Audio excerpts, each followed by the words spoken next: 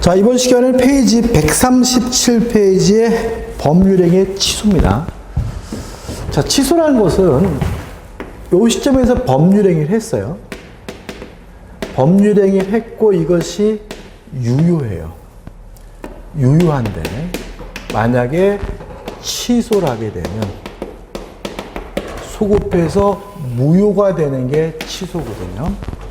따라서 취소할 수 있는 법률행위는 일단은 유효하지만 취소하게 되면 소급해서 무효가 되니까 무효로 뒤바뀔 가능성이 있으니까 이걸 우리가 유동적 유효라고 하는 거거든요.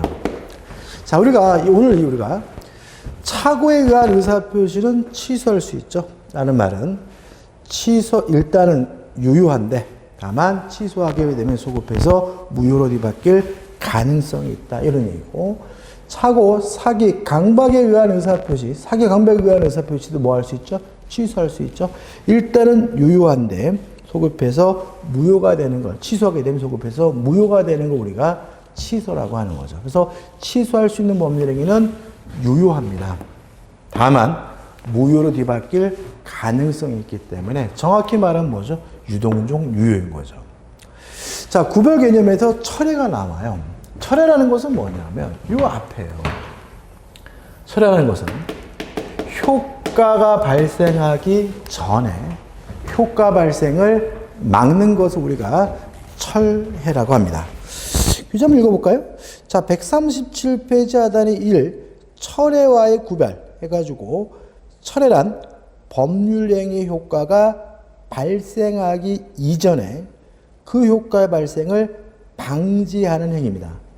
그러면 우리가 나중에 이제 우리가 문제를 풀 때 철회할 수 있느냐 없느냐를 많이 물어보거든요. 기준이 뭐겠어요?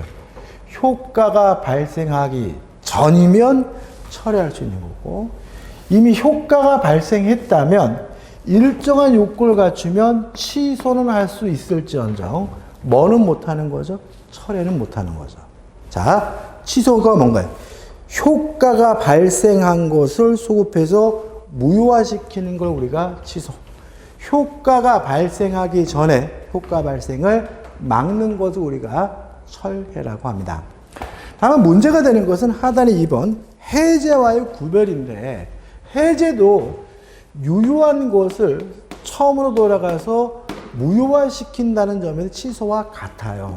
그러니까 효력은 기본적으로 같은 거죠. 다만 그 해제하게 될 사유, 원인이 다르고요.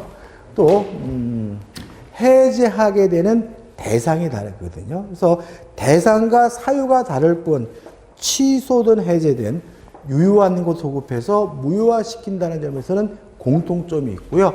언제 해제하게 되고 언제 무엇을 해제하게 되는지 그 대상은 우리가 기초 강의 마지막 시간에 아마 보게 될 거예요.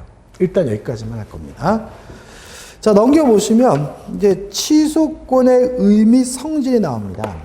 일단 취소는 승낙을 받지 않고 일방적으로 하는 것이니까 단독행위죠. 그죠? 사기를 당한 사람이 취소하기 위해서 사기친 놈한테 승낙을 받을 필요는 없겠죠. 따라서 취소는 상대방의 승낙을 받지 않고 일방적으로 하는 법률행위니까 단독행위고요. 취소권은 뭐가 되는 거죠? 형성권이 되는 거죠. 왜요? 형성권이란 승낙을 받지 않고 일방적으로 행사하는 권리를 우리가 형성권이라고 하잖아요. 그래서 취소는 승낙을 받지 않고 일방적으로 하는 것이니까 단독행위고, 취소권은 뭐가 되는 거죠? 형성권이 되는 거죠. 자, 이제 취소에 대한 구체적인 내용이 나옵니다. 일단 뭐 우리가 기초로서 우리가 여러분에게 정리해야 될 것은 뭐냐면 취소 사유죠. 자, 다 했어요. 자, 언제 취소할 수 있느냐? 첫째, 제한 능력자가 한 법률행위 취소할 수가 있습니다. 두 번째, 착오에 의한 의사표시. 세 번째, 사기에 의한 의사표시. 네 번째, 강박에 의한 의사표시 취소할 수가 있어요. 여기서 조심할 것은 취소라는 것은 법에서 정하고 있는 요 4가지 사유로만 할 수 있는 거예요. 예를 들어서 매매 계약을 했는데 아우 마음이 안 들어요. 그래서 전화해가지고 아유 저 이거 마음 바뀌었는데 취소할 수 있나요? 이거는 아닌 거예요. 그러니까 법적으로는 취소는 이 법에서 정하고 있는 4가지 사유만으로만 할 수가 있으니까 마음이 바뀌었다는 이유로 취소할 수는 없는 거예요. 물론 경우에 따라서는 뭐는 할 수 있어요? 해제는 할 수 있을지 모르겠어요. 다시 말하면 취소는 4가지 사유만으로 할 수 있고요. 다른 사유로는 뭐 할 수 없어요? 취소할 수 없다는 거 잊지 마시기 바라고. 그 다음에 제한 능력자가 한 법률행위를 취소하게 되면 선의의 제3자가 보호되지 않습니다. 차고, 사기, 강박에 의한 의사표시를 취소하면 선의의 제3자에게 대항할 수 없다. 선의의 제3자가 보호가 돼요. 그럼 여기서 우리가 좀 이해할 게 뭐냐면 무효는 원칙이 절대적인 거죠. 제3자를 보호하지 않는 게 원칙이었잖아요. 근데 취소는 4가지 중에 한 가지만 선의의 제3자를 보호하니까 취소는 원칙이 선의 제3자를 보호하는 거예요. 그래서 우리는 취소는 이렇게 기억하자고요. 원칙적으로 제3자가 선임은 보호된다. 단, 제한 능력을 이유한 취소의 경우에는 제3자가 선이라 하더라도 뭐 되지 않아요? 보호되지 않는다. 무효와 취소가 원칙과 예외가 뒤바뀌게 되는 거니까 그것만 좀 주의하시기 바랍니다. 그 다음 교재 138페이지 보시면 취소할 수 있는 의사표시라는 자, 할 수 있는 자 해가지고 취소권자가 나오거든요. 오늘 이제 기초 강의니까 여기까지만 할 건데 한번 생각을 해보자고요. 취소할 수 있는 사람 취소권자가 나와요. 누구냐? 첫째, 제한 능력자가 취소할 수 있다. 두 번째, 차고, 사기, 강박에 의한 의사표시자가 취소할 수 있다.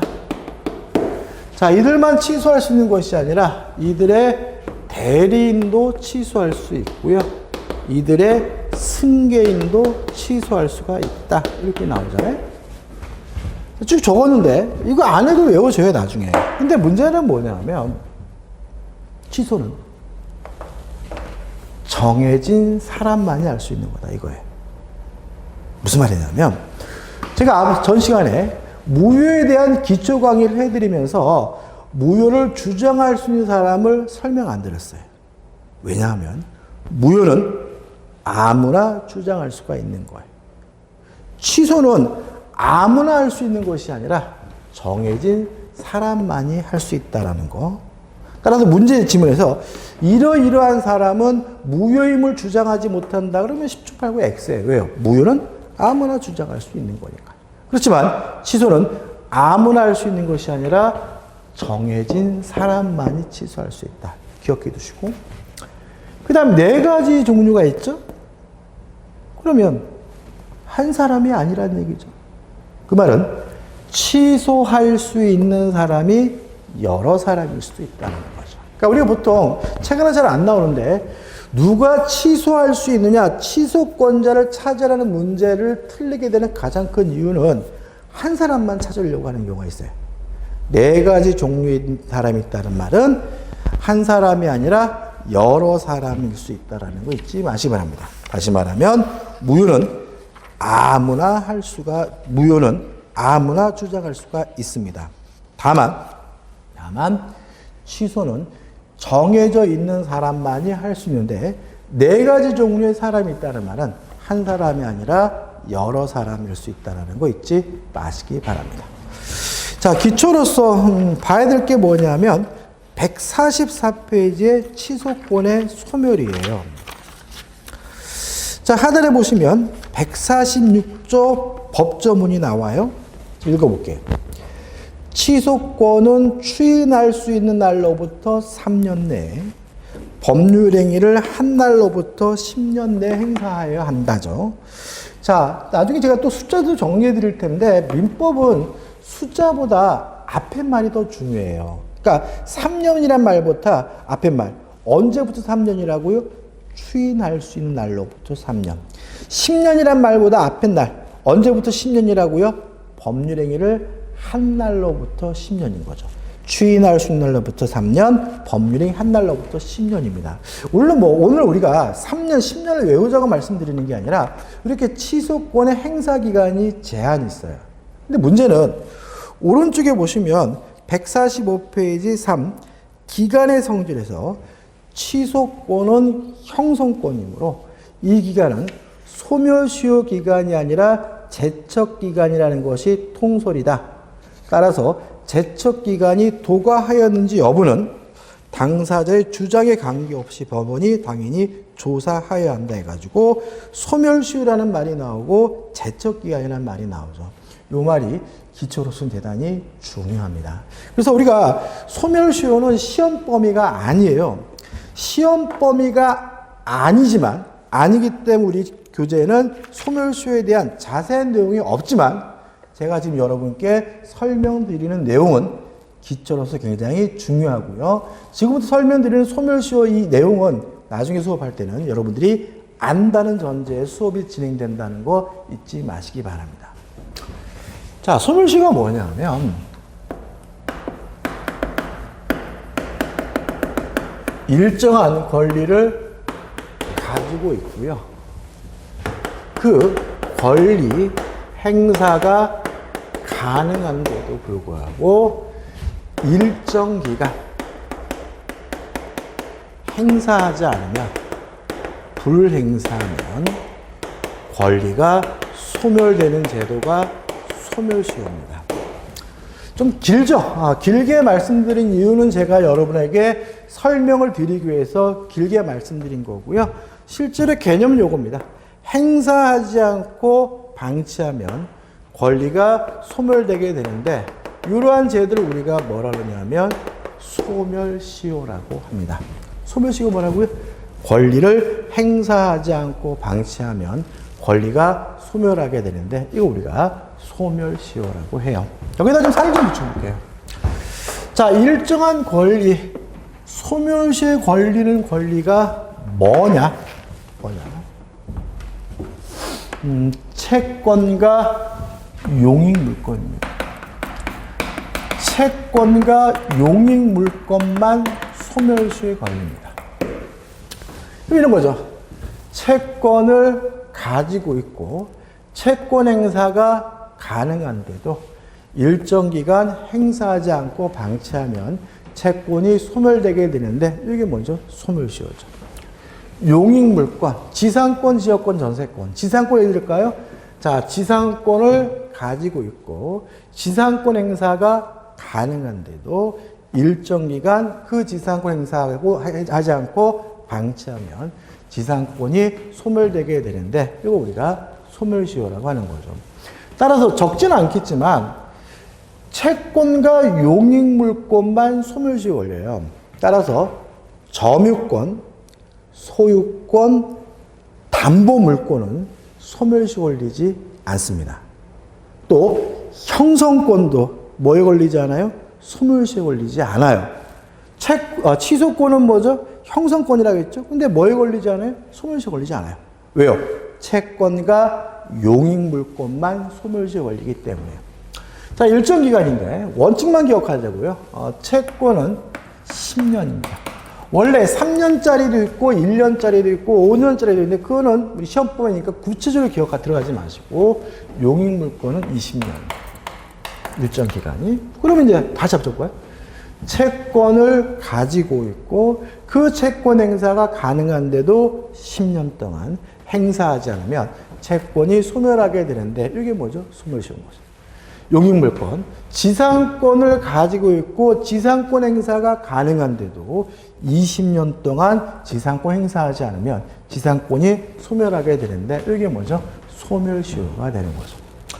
자, 소멸시효가 시작이 되고 소멸시효가 완성이 되려면 권리 행사가 가능해야 돼요. 만약에 권리 행사가 불가능하다면 권리를 행사할 수가 없다면 소멸시효가 완성되지 않는데 이거 우리가 소멸시효의 정지라고 해요. 이해되시나요? 자, 권리행사가 가능해야 돼요. 가능해야 소멸시효가 완성이 돼요. 근데 만약에 권리행사가 불가능하다면 소멸시효가 완성되지 않고 딱 멈춰요. 이게 뭐죠? 소멸시효 정지예요. 예를 하나 들게요. 이거 얘까지는 기억 안 하시는데 그냥 기억을 놓기 위해서 정지라는 개념을 아셔야 되기 때문에. 자, 갑과 을이 둘이 연인, 그렇고 그런 사이, 사귀는 사이예요. 근데 어느 날 갑이 자기야 나 300만 원만 빌려줘 라고 한단 말이죠.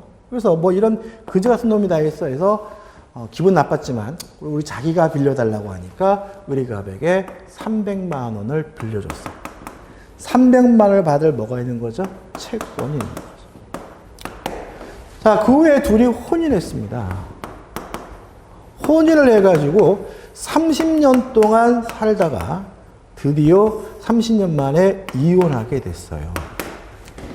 이랬을 때 을이 갑에게 처녀 때 빌려준 300만 원 달라고 청구할 수 있느냐? 이 문제인 거죠. 물론 30년이면 10년은 지났죠. 요거에 대해서 우리 민법은 혼인이 유지가 되는 동안은 권리행사가 불가능한 상태이기 때문에 소멸시효가 정지된다라고 규정을 두고 있어요. 따라서 30년 동안 정지되어 소멸시효가 완성되지 않고 있기 때문에 을은 갑에게 처녀 쪽에 빌려준 300만 원 지금 갚으라고 뭐 할 수 있어요? 요구할 수 있어요. 물론 영원히는 아니고 이혼한 때부터 6개월 동안만. 헷갈리네? 그럼 몰라도 돼. 아무튼 권리행사가 가능해야 소멸시효가 완성이 된다. 권리행사가 불가능하다면 소멸시효가 완성되지 않고 멈추는데 우리가 소멸시효의 정지라고 한다. 자, 권리를 행사하지 않고 방치하고 있어야 돼요. 따라서 권리를 만약에 행사한다면 소멸시효가 중단이 되고요. 중단이 되면 새롭게 다시 시작하게 됩니다. 다시 시작하게 됩니다. 같은 예를 들어볼까요?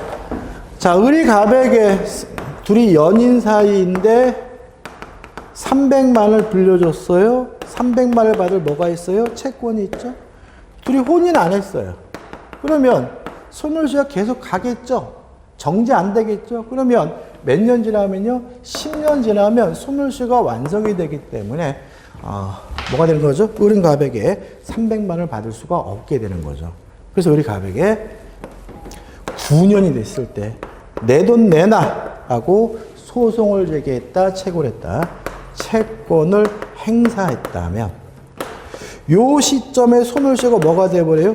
중단이 되고 중단이 되면 요때부터 다시 또다시 뭐죠? 10년이 또 주어져요. 그래서 소멸시효가 완성이 되려면 권리 행사를 하지 않고 방치해야 되므로 권리를 행사하게 되면 소멸시효가 중단이 되고 중단되면 그때부터 다시 뭐죠? 시작하게 된다. 까지 좀 기억해 두시고 이게 뭐죠? 기본적인 소멸시효의 내용이에요. 자, 그럼 또 생각해 보자고요.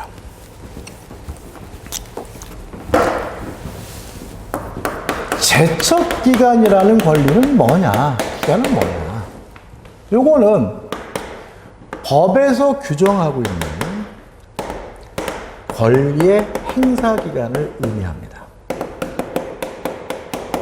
그러니까 법에서 1년 동안만 행사할 수 있다, 2년 동안만 행사할 수 있다 이렇게 법에서 규정하고 있는 권리들의 행사 기간을 우리가 제척 기간이라고 해요. 근데 이렇게 말씀을 드리면 이게 약간 좀 뜬구름 잡는 것 같으니까 이게 잘 안 들어오시더라고. 같은 말인가 싶어 한단 말이죠. 그러면 이렇게 기억하죠, 우리는. 자, 채권과 용익물권만 소멸시효 걸리고 형성권은 소멸시효 걸리지 않아요. 형성권은 법에 따로 규정을 두고 있는데 이게 뭐죠? 제척기간이에요. 그래서 우리는 앞으로 법에서 규정하고 있는 형성권의 행사기간을 우리가 제척기간이라고 한다. 이렇게 기억하시면 돼요. 그래서 취소는 단독행위고 취소권은 뭐예요? 형성권이니까 법률행위를 한 날로부터 10년, 추인이 가능한 날로부터 3년이라는 요 기간은 취소 형사권이니까 소멸시효가 아니라 제척기간인 거죠. 자, 제척기간은 원칙이 10년입니다. 10년. 그래서 우리가 앞으로 공부하게 될 뭐 예약 완결권이다, 해제권이다 이런 권리는 대부분이 다 몇 년 동안이요? 10년 동안 행사할 수 있는 형성권인 거예요. 다만 예외가 몇 가지 있는데 오늘은 한 가지만 할게요.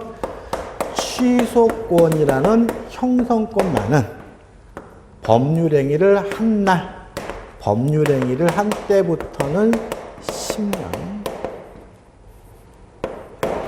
추인이 가능한 날로부터는 먼저 3년이고 두 기간 중에 아무거나 하나라도 지나게 되면 더 이상 취소권을 뭐 할 수 없어요? 행사할 수가 없습니다.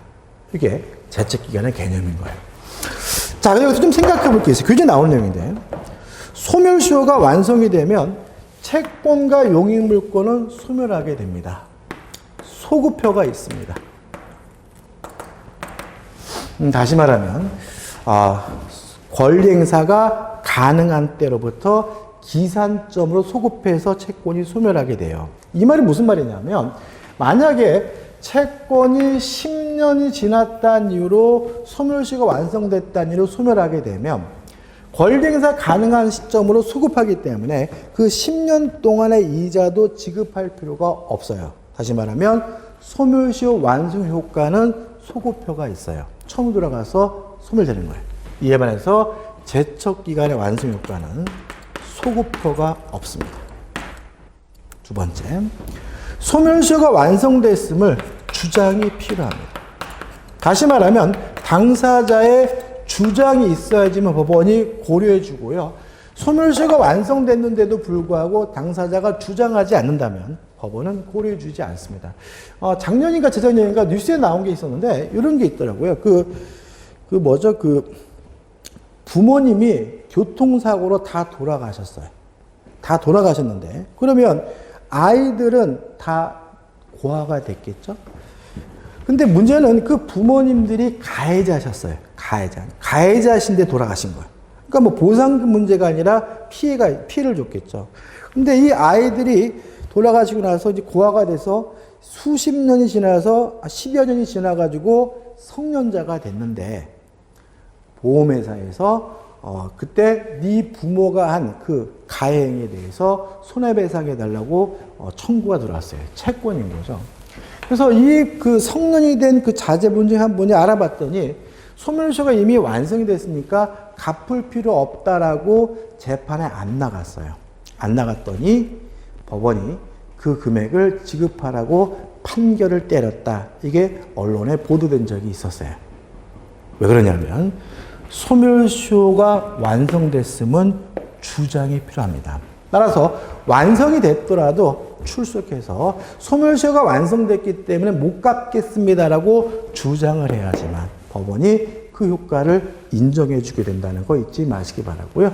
이에 반해서 권리 형성권 행사 기간인 제척 기간은 주장하지 않아도 됩니다. 주장하지 않아도 법원이 그 기간이 경과됐는지 안 됐는지를 직권으로 판단해 준다는 점에서 차이점이 있다는 거 잊지 마시기 바라고요. 이 정도는 우리가 기본적으로 개념으로서 꼭 기억해 주시기 바랍니다. 나중에 또 나오면 또 그때 제가 한번 또 설명을 드릴 겁니다.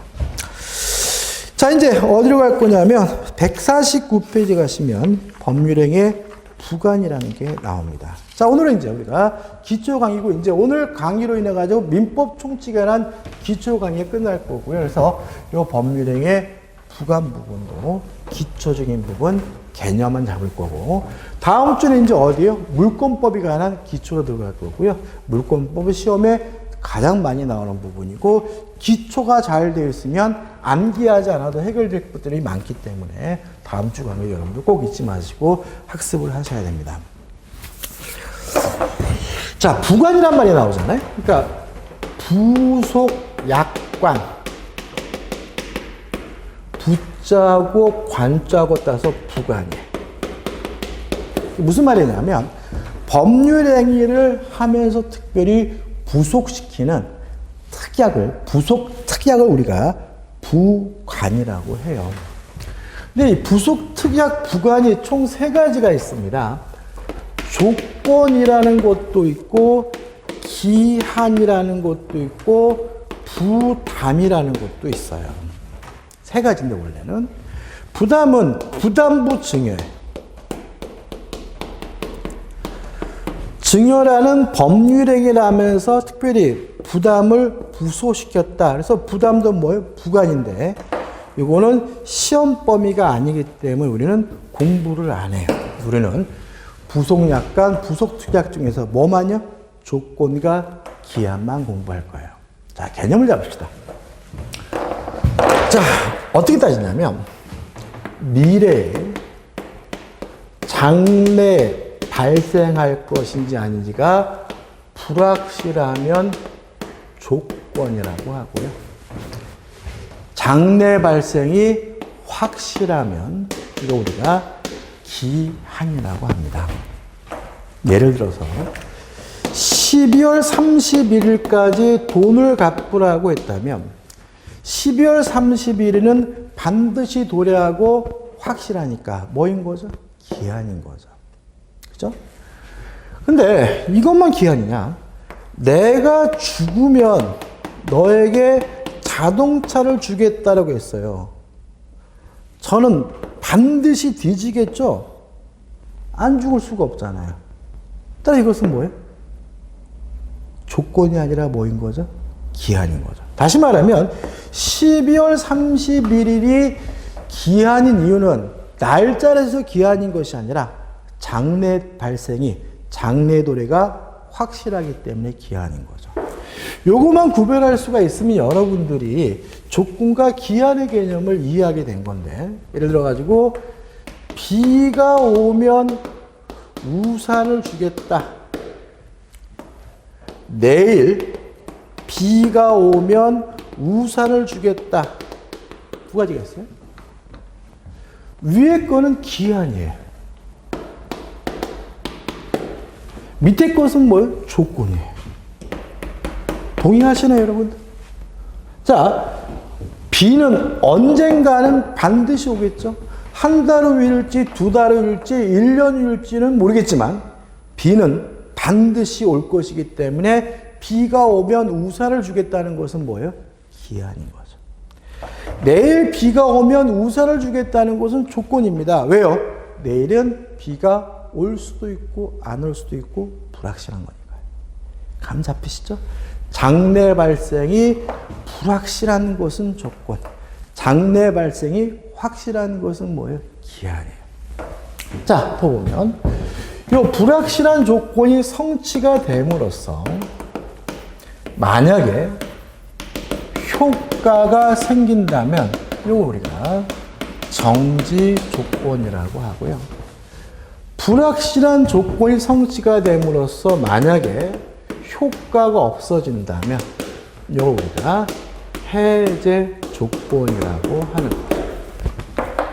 기한은 장래 발생이 확실한 기한이 성취됐다는 말보다는 도래라는 말을 쓰죠. 도래함으로써 만약에 효과가 생긴다면 우리가 시기라고 하고요. 장래 발생이 확실한 기한이 도래함으로써 만약에 효과가 없어진다면 이거 우리가 종기라고 하고요. 요 시기와 종기를 우리가 사이를 우리가 뭐죠? 기간이라고 하는 거죠. 자, 임대차 계약을 하면서 오늘 12월 1일부터 내년 11월 30일이다라고 계약을 아이고 10일 지났죠? 내년 1월 1일부터 내년 12월 31일까지다라고 계약을 했다면 1월 1일이 도래함으로써 임대차 계약의 효과가 생기니까 1월 1일은 시기가 되고요. 내년 12월 30일이 도래함으로써 임대차 효과가 없어지니까 내년 12월 30일은 종기가 되고요. 이거 우리가 임대차 계약 기간이라고 하는 거죠. 그래서 실제로 나중에는 우리가 나중에 이제 판례 같은 거 볼 때 기간은 시기와 종기 사이이기 때문에 기간이 있으려면 반드시 뭐가 있어야 되냐면 종기가 있어야 돼요. 종기가 없다면 기간이 아니라는 것도 좀 일단 기억해 두시기 바랍니다. 자, 이제 조건을 좀 보자고요. 들어갈 거예요. 자, 교재 보시면 149조에 의 나오죠. 불확실하다는 말 기억해 주시고, 넘겨보시면 조건의 종류해가지고 정지조건, 해제조건이 나와요. 정지조건은 불확실한 조건이 성취가 됨으로써 효과가 생기는 것이 정지조건이고, 해제조건은 불확실한 조건이 성취가 되면 효과가 없어지는 것이 해제조건이에요. 근데 여기서 좀 생각해 볼 게 있어요. 자, 정지조건은 조건이 성취가 됐다는 이유로 효과가 생기는 것은 장래, 미래에 있는 거죠. 따라서 정지조건이란 현재, 지금은 효과가 없다는 얘기인 거죠. 효과가 없지만 미래에 조건이 성취가 되면 효과가 생길지도 모르는 게 뭐예요? 정지조건인 거죠.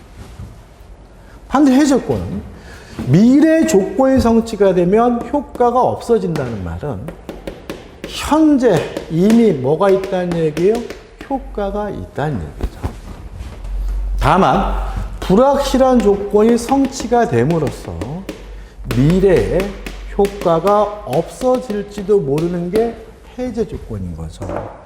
여기서 이제 우리 수험생분들이 이제 오류를 범하는 게 별거 아닌 부분인데, 여기서 개념 가지고 얘 가지고 굉장히 어려워하시는 분들이 많은 경우가 분들이 생기게 되는데, 왜 그러냐면 효과가 생기는 게 정지조건, 효과가 없어지는 게 해제조건이잖아요. 틀린 말은 아니에요. 근데 문제는 그것은 뭐예요? 미래의 일이라는 거죠. 오히려 우리가 살고 있는 현재를 기준으로 하면 아직 효과가 없는 게 뭐예요? 정지조건이고, 이미 효과가 있는 게 해제조건이라는 거예요. 그래서 정지조건법 없는 얘기는 아직 효과가 없지만 조건이 성취가 되면 효과가 생길 수도 있는 것이니까, 정지조건부 법률행위는 대표적인 뭐예요? 유동적 무효예요. 그죠? 지금은 무효지만 유효로 뒤바뀔 가능성이 있는 게 정지조건이다. 해제 조건은 반대로 뭐예요? 유동적 유효인 거죠. 왜요? 이미 효과가 있지만 효과가 없어질지도 모르니까. 그래서 우리가 생각하는 것과 반대가 되거든요. 예를 볼 때 이런 거예요. 너가 공인중개사 시험에 합격을 하면 내가 너에게 1억을 주겠다. 물론 합격할지 안 할지는 불확실하니까 조건이잖아요. 그러니까 이거를 1억을 주겠다고 했으니까 정지조건 이렇게 이해하지 마시고, 항상 이해하실 때는 미래가 아니라 현재 시점으로 치환해서 이해하시는 게 헷갈리지 않아요. 합격하면 1억을 주겠다는 말은 지금 당장 1억을 주지 않겠다는 것이니까 이거는 뭐죠? 정지 조건이구나. 이렇게 이해하시라고. 자, 1억을 주면서 야, 내가 너한테 1억을 주는데 열심히 공부해야 돼. 혹시라도 이번에 공인중개사 시험에 불합격하면 요거 돌려줘야 돼. 이렇게 나왔을 때 반환하니까 돌려주니까 해지 이렇게 하지 마시고, 지금 당장 1억을 주겠다는 얘기니까 뭐예요? 해제 조건이구나 라고 이해하셔야 헷갈리지 않아요. 정지 조건은 현재 지금은 뭐가 없다는 얘기예요? 효과가 없다는 얘기입니다. 따라서 유동적 무효인 거죠. 해제 조건 현재 지금 뭐가 있다는 얘기예요? 효과가 있다는 얘기입니다. 따라서 뭐예요? 유동적 유효인 거예요. 이걸 생각해 두셔야 교재에 나와 있는 판례를 하나 볼 건데, 자, 151페이지 보시면 1. 정지조건부 법률행위에 해당한다는 사실에 대한 입증 책임은 둘 중이었죠. 법률 효과의 발생을 다투려는 자에게 있다. 2번, 조건 성취 사실에 대한 입증 책임은 권리를 취득하고자 하는 측에서 그 입증 책임이 있다. 조건 정도에는 주장하는 자니까 의미 없죠. 그죠? 자, 이런 거 한번 생각해 볼게요. 제가 제 아들내미한테 이렇게 얘기했어요. 중학생 3학년 아들님한테 네가 5등 안에 들면 이번 기말고사 때 5등 안에 들면 내가 스마트폰 최진식으로 바꿔줄게. 교체해줄게. 라고 얘기를 했어. 그래서 이놈이 어떻게 해요? 아싸! 막 이런단 말이죠. 그럼 생각해 보자고요. 지금 네가 미래 5등 안에 들면 스마트폰을 교체해주겠다는 얘기니까 지금은 스마트폰 안 사주겠다는 얘기니까 이건 뭐예요? 정지 조건인 거잖아요. 그죠? 근데 이놈 자식이 아싸 하더니 다음날 아침에 일어나가지고 당장 바꿔달라고 막 땡땡을 굴러요. 그럼 제가 뭐라고 했어요? 야, 임마. 내가 언제 지금 스마트폰 바꿔준다 그랬어, 자식아. 네가 나중에 기말고사 때 5등 안에 들면 바꿔준다고 했지. 라는 말은 저는 정지 조건임을 주장하는 거죠. 누가요? 스마트폰을 사주기 싫은 제가. 그래서 효과 발생을 다투는 자, 부정하는 자가 정지 조건임을 입증하는 겁니다. 이해되시죠? 그래서 이 아들놈이가 어떻게 해요? 정신 차리고 와. 알았어, 아빠가 가지고. 진짜 열심히 공부해가지고 3등 했어요. 그럼 이놈이, 잠도 안 자고 그 성적표 들고 제가 퇴근하기를 기다리겠죠? 제가 퇴근했더니 딱 보여주면서 아빠, 봐, 나 이제 3등 했어. 라고 하겠죠. 다시 말하면 제 아들은 정지 조건이 성취됐음을 입증하는 거죠. 누가? 스마트폰을 바꾸고 싶은 사람이. 권리의 규제 나와 있는 것은 권리를 취득하고자 하는 자죠. 다른 말로 하면 효과 발생을 주장하는 자가 정지 조건이 성취됐음을 입증하는 겁니다. 다시 말하면 정지 조건이란 현재 아무런 효과가 없는 게 정지 조건이고요. 해제 조건이란 이미 효과가 있는 것을 우리가 해제 조건이라고 합니다. 그 다음에 나머지 부분 우리가 기성 조건, 불능 조건, 그 다음에 나와 있는 내용은 기초 강의에서는 다루지 않겠습니다. 나중에 우리가 기본 강의 들어가서 다룰 거예요.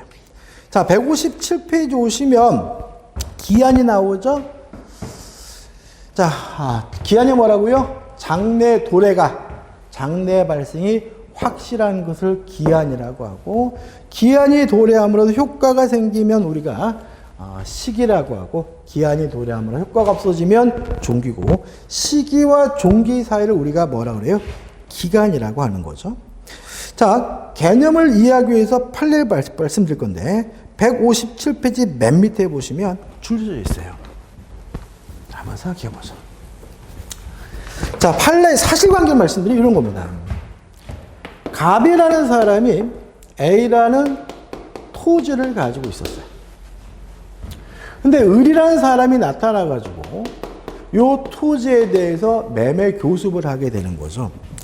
근데 문제는 요 을이 자금이 부족했어요. 매매 자금이. 그래서 매매 계약을 체결하지 못하고 있는 거죠. 근데 을이 어느 날 갑한테 가서 그런 거죠. 아니, 제가 돈이 좀 금방 들어오거든요. 근데 지금은 제가 땅이 급하게 필요하니까 일단 저한테 빌려주십시오. 임대를 해주시면 제가 돈 들어오면 사겠습니다. 라고 하는 거예요. 그래서 알았다 해가지고 갑과 을이 임대차 계약을 하는 거죠.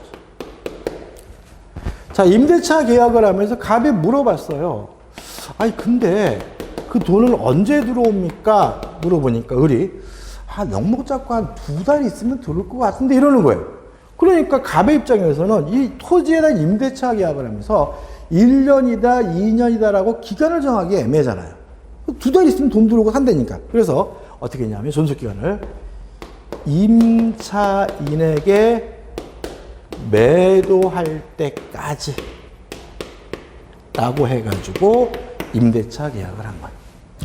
2달 지났어요. 1년도 지났습니다. 근데 을이 안 사. 그래서 갑이 을한테 가가지고 아니, 지금 당신이 산다 그래서 임대 준 건데 이거 안 살 거면 나가라고 그랬더니 을이 뭐라 하냐면 임대차의 존속기간이 임차인에게 매도할 때까지라고 되어 있으니까 내가 안 사면 영원인 것이고, 따라 당신은 나에게 나가라고 요구할 수가 없다라고 해서 갑과 을이 뭐 한 거죠? 재판을 하게 된 거예요. 자, 교재 빨리 읽어볼 겁니다. 157페이지 맨 밑에 주신 겁니다. 본권, 밑에 두 번째이네요. 판례는 임대차 계약을 체결함에 있어서 임대기한은 본권 토지를 임차인에게 매도할 때까지로 정하였다면 별다른 사정이 없는 한 그것은 도래할지 여부가 불확실한 것입니다. 무슨 말이에요? 확실해야 기한인 거예요. 불확실하면 조건이잖아요. 다시 말하면 을은 살 수도 있고 안 살 수도 있고 이거는 불확실한 거니까 기한이 아니라 뭐인 거예요? 조건이라는 거죠. 근데 문제는 임대차 계약 기간이 나오려면 기한이 있어야 되고 반드시 뭐가 있어야 돼요? 총기가 있어야 돼요. 근데 이게 기한이 아니라 종기가 아니라 조건이니까 무엇도 없는 거예요? 존속 기간도 없는 거예요. 그래서 보시면 기한을 정한 것이라고 볼 수 없으니 위 임대차 계약은 기간에 약정이 없는 것이라고 해석함이 상당하다. 다시 말하면 이 임대차 계약 기간은 존속 기간에 약정이 없는 임대차니까 을의 주장대로 안 사면 영원인 것이 아니라 토지 임대차 나중에 배웁니다. 갑은 언제든지 자유롭게 을에게 해지 통고할 수 있고 해지 통고했다면 6개월이 지나면 임대차 계약이 소멸되니까 을은 이 토지를 비워줘야 한다라고 판시하고 있습니다. 다시 말하면 기한이 되려면 장래 발생이 확실해야 되고요. 기간이 있으려면 기한, 그 중에서도 종기가 있어야 기간이 존재할 수 있다는 거 주의하시기 바랍니다. 근데 나머지 3, 4, 5, 6 판례도 굉장히 중요한 판례들인데 이건 나중에 우리가 기본 강의할 때 볼 거예요. 자, 기한의 종류, 시기. 기한이 도래함으로써 효과가 생기면 뭐죠? 시기. 효과가 없어지면 종기. 우측에 보시면 확정기한, 불확정기한이 나오죠? 자, 이런 얘기입니다. 12월 31일 날 돈을 갚기로 했어요. 그러면 12월 30일은 반드시 도래할 테니까 기한이고 언제 도래할지도 정해져 있으니까 이걸 우리가 뭐죠? 확정기한이라고 하는 거죠. 내가 죽으면 너에게 자동차를 주겠다고 했습니다. 저는 반드시 뒤질 테니까 이것도 뭐예요? 기한이겠죠. 다만 언제 죽을지는 정해져 있지 않으니까 이게 뭐죠? 불확정기한이라고 하는 거죠. 이해되시죠? 그 다음에 기한을 붙일 수 없는 법률행위 기한부 법률의 효력 넘기시면 기한의 이익이 나오는데 요거는 우리가 기초에서 못 다루고요. 기본 강의에 다룰 겁니다. 자, 오늘 진도 여기까지 나갈게요. 여기까지 하고 이제 다음 주에 드디어 이제 물권법에 관한 기초 강의 나갈 거고요. 여러분들 수업 들으시느라 고생 많으셨어요. 여러분들 모두 고맙습니다.